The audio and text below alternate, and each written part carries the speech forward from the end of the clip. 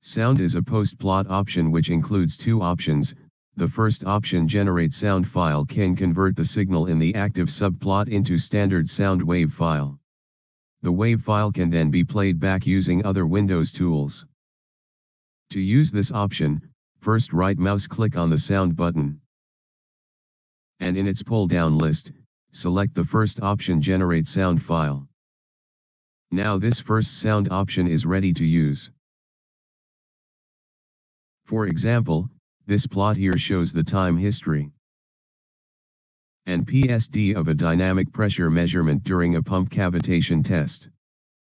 To listen to the sound of the time history, first click on the desired subplot to make it active. Then left mouse click on sound file button at right menu, the sound will start playing.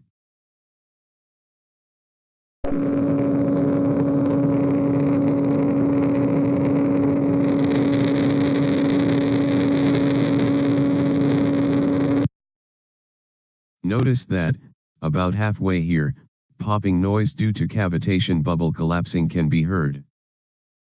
To save the sound file, in its menu, use Browse to select an output file, and click Save to save it.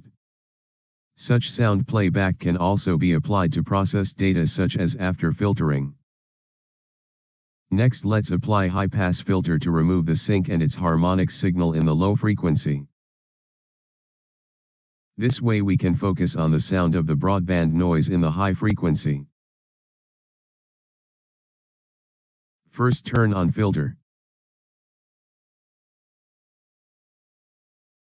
In filter menu, specify high-pass filter with cutoff frequency at 1200 Hz. And start.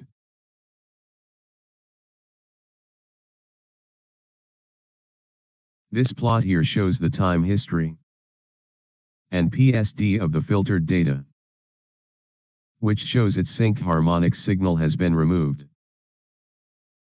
Again, click on the filtered time history to make it active subplot.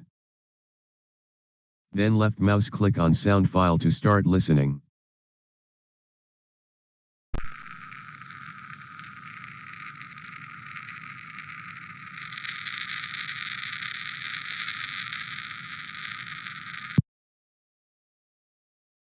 Notice that after high-pass filter, the popping noise becomes more distinct in this filtered data than the raw data.